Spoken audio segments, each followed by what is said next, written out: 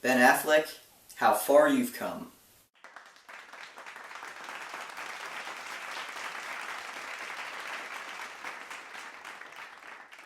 Hey guys, so recently I went to go see the movie Argo, and now I'm going to review it. So Argo takes place in 1979 during the Iranian Revolution. And basically all these Iraqi people storm this U.S. embassy in Iran, and they take all the people in the embassy hostage, except for 6 people that managed to escape. And then those 6 people stay with the Canadian ambassador until someone from America, or until someone can save them and bring them back to the States. So then they bring this man, Tony Mendez, who's played of course by Ben Affleck, and his job is to get these people out of Iran. So in order to get these people out of the States, this man comes up with this crazy, outrageous idea to get the people out of Iran by posing as a film crew for this fake movie called Argo that they're gonna make. And that's basically the setup for Argo. I'm just gonna start off by saying that I really enjoyed Argo. I thought it was a really great movie all around. Let's start off with the cast. So in the cast, of course, we have Ben Affleck, Bryan Cranston, John Goodman, and Alan Arkin. Those are the 4 main people in this movie. So Ben Affleck especially has had a lot of Oscar buzz around his performance in this movie. And I'm going to say I loved his performance in this movie. You know, all the performances in this movie were great. But, you know, Ben Affleck's was just actually so much more subtle than I thought it would be. And don't get me wrong, subtle performances are really hard to pull off. But I don't know if his performance in this movie was necessarily Oscar-worthy. I mean, it was a great performance, but I think it was just a little bit too subtle. And the race this year for Best Actor is just a little bit too crowded with Anthony Hopkins for Hitchcock, and Daniel Day-Lewis for Lincoln, and Joaquin Phoenix for The Master, and all these other people. That I don't know if he definitely deserves a nomination, but nonetheless, he still gave a great performance. And this movie just has a really great supporting cast, and they all give great performances all around the board. You know, frankly, if any one of them were to get an Academy Award nomination, I would be fine with that, because they're just all so good in this movie.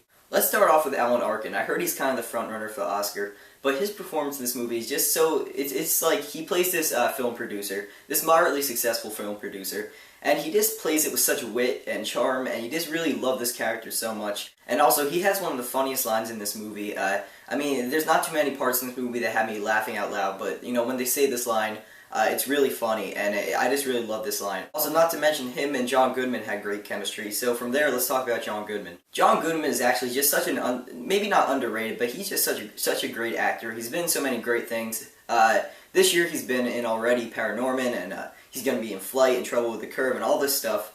I just love him as an actor. Whenever he's in a movie, the movie just is 100 times better to me. And he's just a load of fun to watch in this movie, as he always is. He plays this makeup artist that has ties to the CIA and everything. And, you know, he's just great in this movie. And finally, in this movie, we have Bryan Cranston, too, who's just another one of my favorite actors, especially because of Breaking Bad, which is one of my favorite shows. And Bryan Cranston in this movie, I hope he gets an Oscar nomination, because his performance is great, as everyone else's is in this movie as well. And it's great to see Bryan Cranston in a good role, in a good movie, because he's been in a lot of bad movies recently with Rock of Ages and John Carter and a bunch of other stuff. So it's good to see him in a good movie again. And from there, I'm going to talk about pretty much the writing in this movie, because this movie has amazing writing. I mean, I always pay attention when I go to see a movie, especially, you know, to the screenplay and everything. And this is one of my favorite screenplays of the year. It's hard to pull off a script like this, because you need to have the right amount of comedy in what's pretty much as a whole a dramatic movie. And although I wasn't laughing out loud at, you know, a lot of these jokes, they had me chuckling and stuff that he put in there. And the movie was funny when it needed to be, and it was dramatic when it needed to be too, which was great. So let's talk about Ben Affleck as a director for a little bit, because, you know, Ben Affleck in the past have of course directed The Town and Gone Baby Gone, 2 movies I really liked. And I have to say that, you know, Argo is probably my favorite out of the 3 movies that he's directed. He just did a really great job with this movie, and I feel like he does deserve an Academy Award nomination, because this is by far the most impressive Ben Affleck movie I've seen yet. And I have to say, he's probably one of the most talented directors out there right now. He hasn't disappointed me yet, so he's done a great job with his directing career. His acting career, of course, not really. You know, he's been a lot of bombs and everything. But, you know, I feel like even in the movies he's directed, he's gave good performances. Like in The Town, he gave a really good performance. And, you know, he's just been doing a great job recently with movies he's been in and movies he's been directing.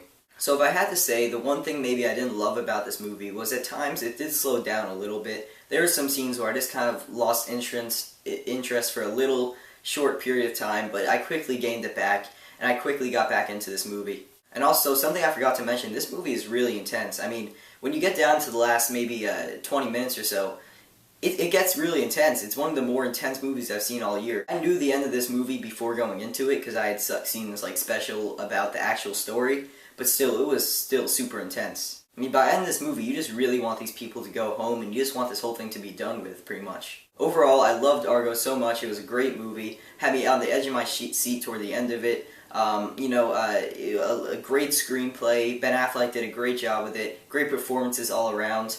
Some parts that slowed down a little bit, but I still really enjoy this movie. I'm going to give it a 9 out of 10. I won't say it's my favorite film of the year, but it's definitely up there. Alright guys, so that was my review of Argo. Tell me in the comments below if you've seen Argo yet, if you liked it, if you want to see it. And also tell me, what is your favorite, what's your favorite Ben Affleck movie? It could be either a movie he's acted in or directed, and I have to say that my favorite Ben Affleck movie is probably Good Will Hunting. That's one of my favorite movies of all time. And he actually gives a really good performance in that movie too. Alright guys, so that's all for today, and thanks for watching, and I'll see you next time. Alright, bye.